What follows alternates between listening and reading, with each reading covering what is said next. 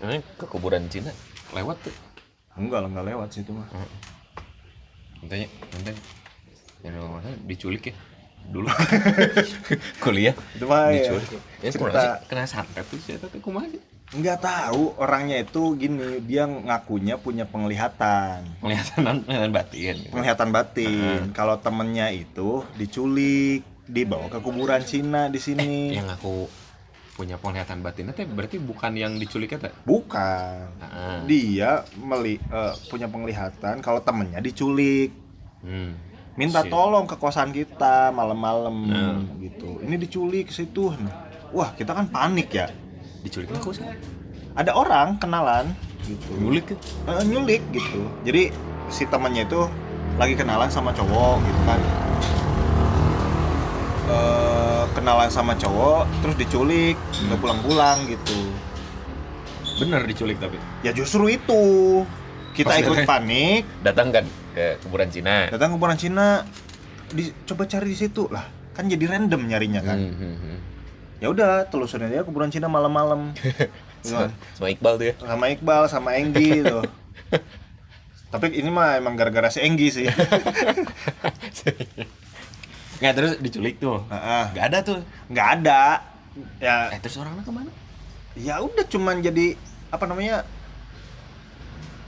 Awkward aja, jadi apa namanya? Ini teh gimana sih, bener diculik atau enggak kita kan? Akhirnya udah pulang, bubar aja gitu. Bubar aja gitu. Nggak ada. Kok mana bisa percaya bahwa si Eta punya penglihatan batin? Sebetulnya kalau saya pribadi nggak percaya, cuman takutnya iya gitu kan. Saya mah takutnya iya, karena sayanya kenal gitu kan. Ya udah kita cek dulu gitu. Ya udah cek dulu ke sini, ya nggak ada gitu. Nah, kalau dirimu kan secara background ya, background keagamaan nih, apa namanya, keluarga kan kalau ngomongin ormas gitu ya, punya latar belakang ormas yang enggak terlalu sering ngomongin soal hal-hal mistis, gitu kan. Nah, menurut kamu hal-hal yang begitu ada nggak? Kalau saya kan lingkungan Sebagai keluarga muslim terbesar iya di gitu Indonesia. kan, di Indonesia, terus di kampung juga lingkungannya itu orang-orang ya dikit-dikit, wah ini mah nah, lagi dipijit nah, oh iya mah sana ayo ngajailan katanya, ada yang ngajailan gitu kan, dikit-dikit begitu. Nah, model-model yang begitu tuh ada nggak sih menurut kamu? Kayak santet lah, kayak kemarin tuh rame-rame banget tuh sama si Ferry Irwandi nentang santet. Tapi kan sampai dianya nggak kena santet gitu, belum sampai mati lah kena santet gitu. Tapi kena tuh dia. Ya, jadinya ya dia waktu itu kan live streaming. Ayo, saya tunggu jam 12 malam santet saya katanya gitu kan. Malah dapat duit 32 juta kalau masalah dia. Enak juga. Kayak Ini kan gitu. si santet teh mau bilang nggak percaya mah saya mah pernah ngelihat yang kena gitu. Pernah ngelihat langsung. Oke. Nah, jadi memang ya persoalan logika mistika ini teh kalau kata Tan Malka mah harus dihilangkan sepenuhnya gitu ya. Ya. Kalau kata saya mah ya memang ada hal-hal yang logika kita sebenarnya logis tapi logika kitanya belum ke situ aja gitu. Belum. Mungkin emang nggak tahu ya tapi bisa salah gitu. Soalnya pernah ya jadi orang itu sakit lah ke dokter udah kenapa-napa dicek segala macam medis tidak ada apa-apa, tidak masalah. Tapi di rumah muntah pasir. Nah itu bener serius kan masa dia makan dulu pasir terus kan nggak mungkin dong keluar itu. Oke. Bener. Kamu lihat itu? Lihat. Oke. Lihat. Terus yang matanya jadi ya intinya mah mungkin bukan mungkin sih ya.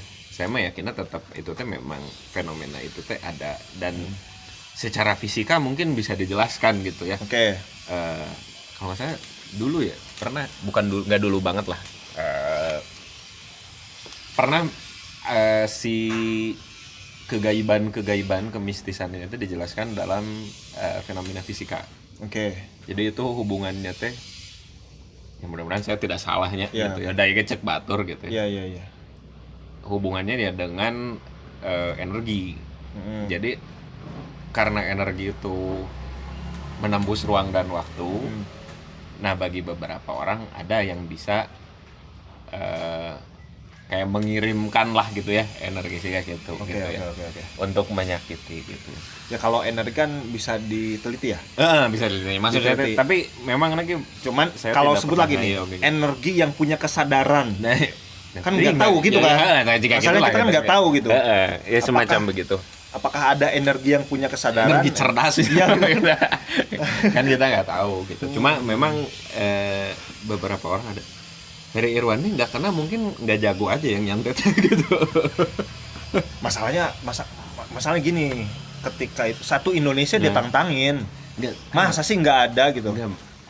Mungkin nggak ada yang bayar tukang santet kan yang gitu kan bayar. Iya sih. Pernah dengar nggak Iya cerita-cerita? Oke, Ibaratnya gini lah, dukun santet itu nggak setiba-tiba nyantet. oh, iya benar, gitu kan maksudnya. Meskipun ibaratnya gini ya, Ditantang nanti saya bayar gitu kan. Tapi nggak gitu sistemnya mungkin kayak gitu ya. Kayak gitu. Cuman kalau misalkan kalau saya pribadi sih saya jadi gini, saya tuh bingung antara yang didefinisikan santet oleh Ferry Irwandi dengan definisi ini Apa? sihir. Metafisika lah gitu ya.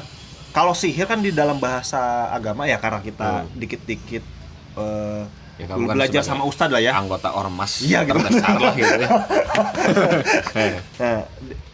Nah, sihir itu ya Dulunya gila. ada gitu. Dulunya Ilmu ada, itu tuh ada. dulunya gitu. ada. Meskipun sebut lagi nih, dulu tukang sihirnya Fir'aun itu sebenarnya dia pakai kimia, alkemis dan sebagainya, misalnya kayak gitu ya. Itu mah kecerdasan sains lah sebenarnya. Tapi kan nggak tahu juga, kita nggak bisa buktikan itu, gitu kan?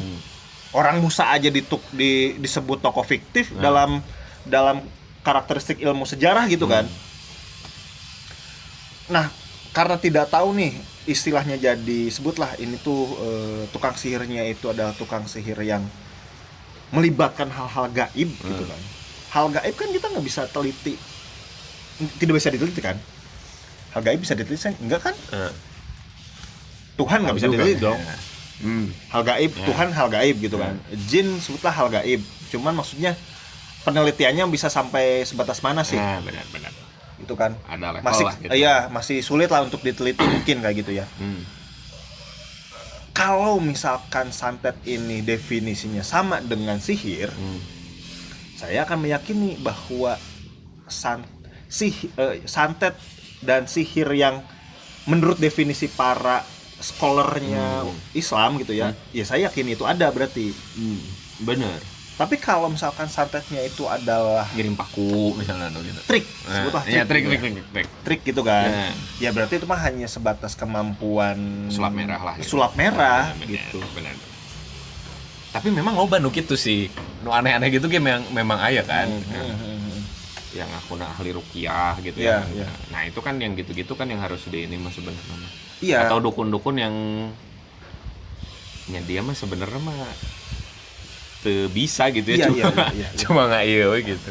Iya, yang jadi problem kan ibaratnya gini, ketika ini disebut tidak ada, orang jadi banyak. Saya tuh lihat komen-komennya, wah dukun santet nggak ada.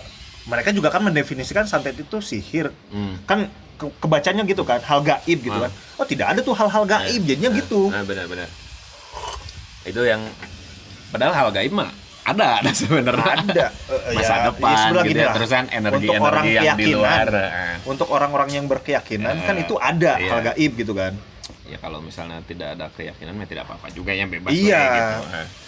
Cuman untuk orang-orang yang tadi jadinya tuh nggak ada hal-hal gaib, nggak. Jadi diskusinya jadi ke situ tuh. Jadi wah ini mah diskusi antara jadi orang-orang yang tidak percaya. Super positivisme lah gitu. Iya. Jadi segala yang tidak terukur tuh tidak ada. Iya gitu. Jadi positivistik gitu.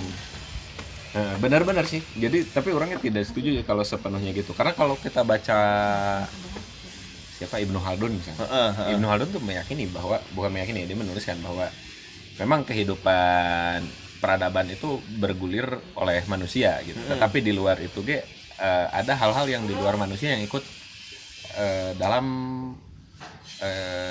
dunia ini gitu lah gitu. Intinya mah ke situ gitu ya. Nah, saya jadi berkeyakinannya ya sebenarnya mah ilmu-ilmu seperti itu tuh ada, Ya. cuma memang berseiring berjalan waktu terlupakan dan hilang gitu. Jadi kita cuma kebagian mistisnya saja gitu.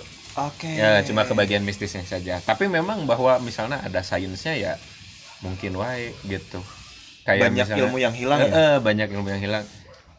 Siapa Pak Bagus Mulyadi ya, yang dosen di Inggris itu ya.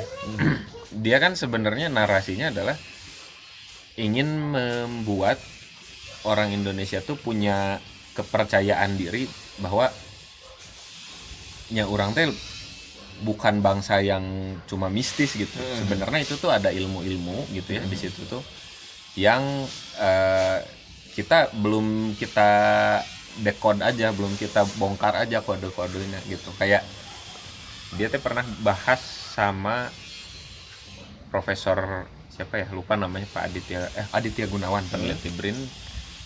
Dia meneliti naskah Sunda, Siksa Kandang Karasian.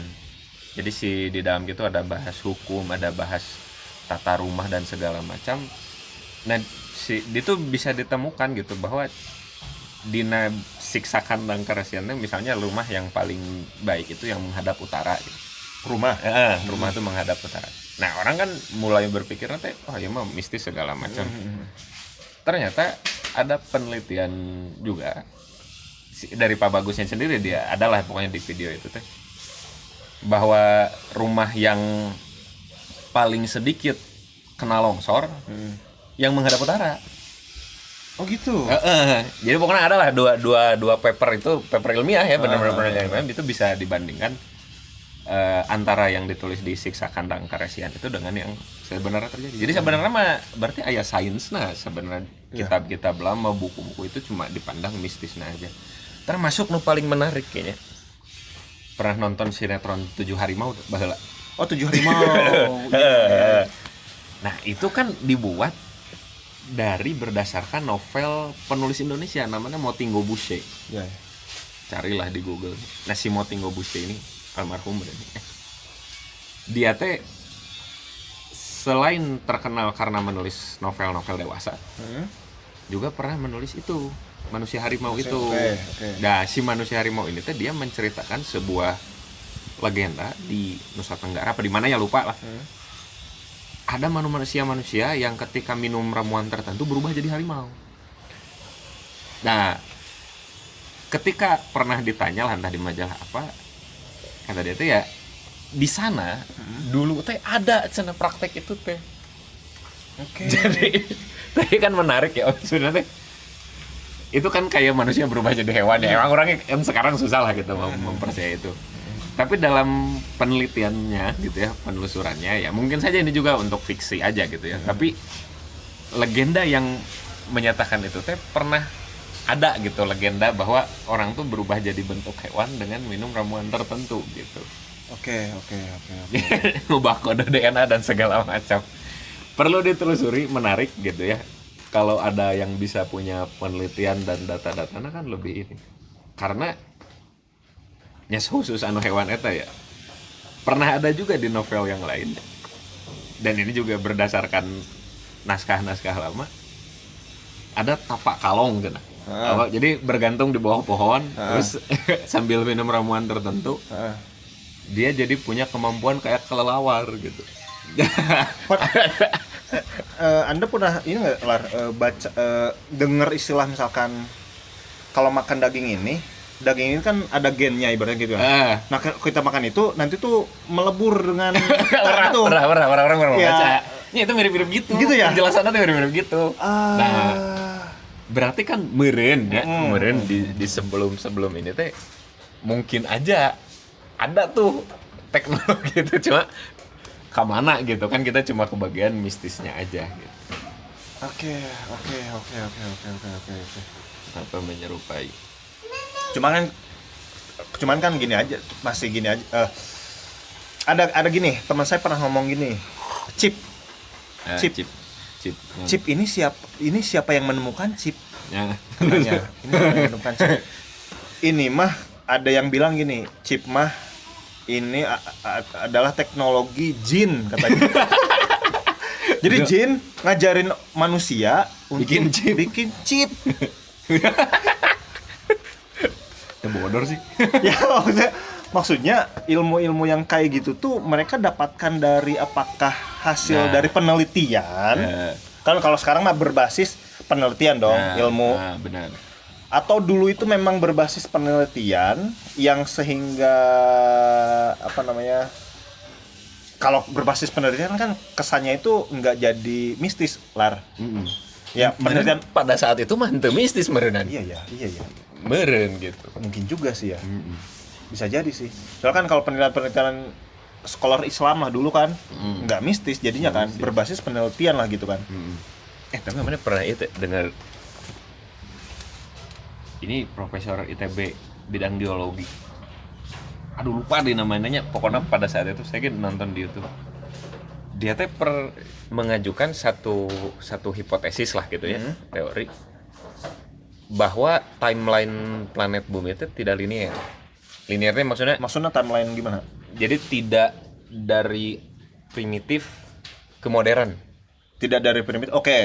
Tapi menurut dia mah primitif, modern, hilang, reset, primitif lagi, modern lagi, reset, primitif, modern lagi.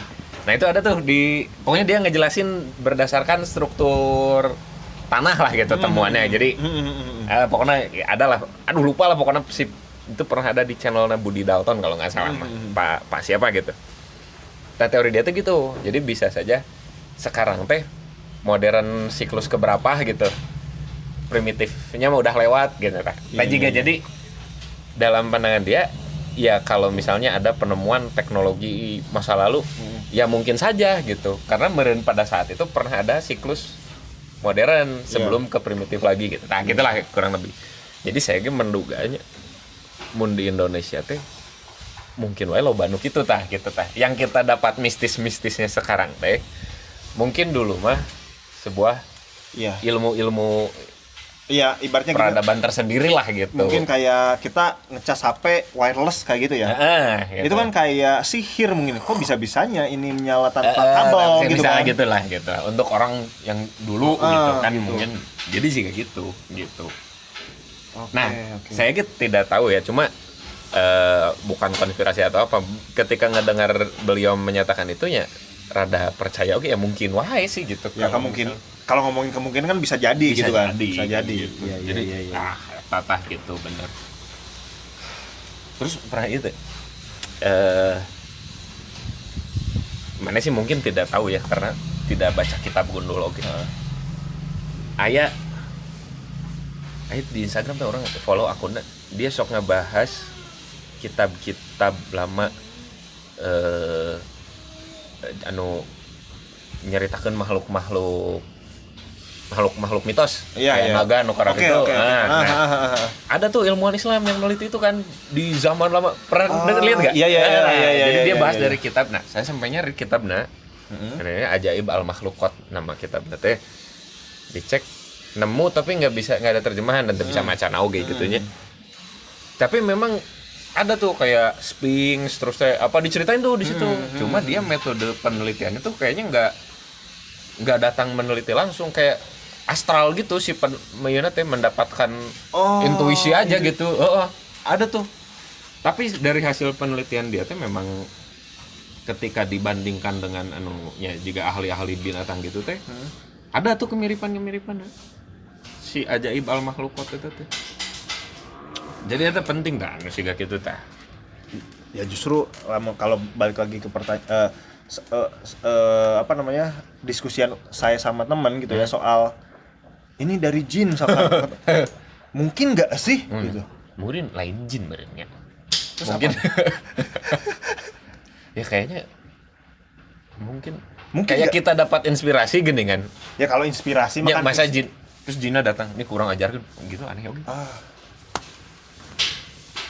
Kan meureun masuk. Iya, enggak gini. Ada. Kalian kalau ngomongin bisakah kita berkomunikasi langsung dengan jin? Nah. Nggak tahu tuh saya bisa atau enggak tuh ya. Nah. Tapi kalau ngomongin kita gini lah, coba menganalisis serampangan. Nah. Misalkan Nabi Sulaiman. Berarti tadi ge serampangan. Iya sih. Nabi Sulaiman itu kan punya ilmu. Nah, bisa berbicara dengan jin. Dengan hewan. Nah, ilmu ini yang kalau saya tuh kalau dulu sering debat-debat soal itu ya, ilmu ini harusnya bisa dipelajarin. Iya, sepakat. Karena basisnya itu ilmu gitu. Apapun mujizat itu ya, kan dia terjadinya di alam yang sama dengan kita ya. Berarti ada fenomena fisika yang menjelaskan itu dong harusnya kan. Iya. Nah, ya berarti ada di level tertentu yang kita anggap mistis teh sebenarnya mah logis. Sebenarnya hitung-hitungan ya. Iya, cuma nggak, karena kita tidak punya keistimewaan yang sama jadi tesarwa. Kan bisa wae meureun maksudna berbicara dengan hewan teh. Nabi Sulaiman menangkap frekuensi hewan gitu ya, frekuensi pikiran gitu, set. Atau ngerti langsung gitu. Kalau filmnya Lucy, nah, otak manusia kan hanya bekerja 10%. Berapa persen kan gitu. Nah, mungkin para nabi itu otaknya ya dikasih lebih lah gitu misalnya. Iya, gitu. Ya gitu meureun gitu. Tapi mungkin tidak semua orang jadi bisa meniru oge gitu. Cuma secara teknis kan harusnya bisa terjelaskan dong gitu kan. Karena terjadinya di alam kita. Itu pun kalau meyakini. Karena nu yakin eta mah dongeng ya. Geus gitu. Ya selesai ya. Iya. Ini mah kalau meyakini kan. Oke. Jadi mana punya kekuatan nabi yang kekuatan sehat. Kalau nabi kayaknya Nabi Idris sih kayaknya. Idris ya? Iya, berkunjung ke surga. Anjay. Dia kayaknya jarang keceritain Nabi Idris ya? Iya. Soalnya masih generasi awal sih. Ya, tapi ceritanya paling dikit. Iya, di atas Nabi Ibrahim, dikit itunya keterangannya. Nabi Nuh kan banyak tuh ceritanya. Iya, si Nabi Nuh juga di atas Ibrahim ya. Iya, Nabi Lut kan banyak ceritanya tuh panjang gitu. Cuma Nabi Idris aja yang cerita nama pendek. Kayaknya dia Joy Boy kayaknya. Kayak Joy Boy lah gitu maksudnya. Iya, dikit ya. Abad yang hilang gitu. Abad yang hilang Nabi Adam juga banyak ya. Nabi Adam banyak. Nabi Idris paling dikit kisahnya. Penasaran saya? Penasaran. Nabi Idris. Kan dia yang mengajari manusia berkuda, mengajari manusia. Iya. Berarti kan dia tuh yang mengawali peradaban atau merenang. Iya ya. Nabi Adam mah ibaratnya memulai kehidupannya, menata. Nabi Idris udah yang berpengetahuannya tuh. Ya, benar. Udah lebih lah, udah pengembangan lah ya.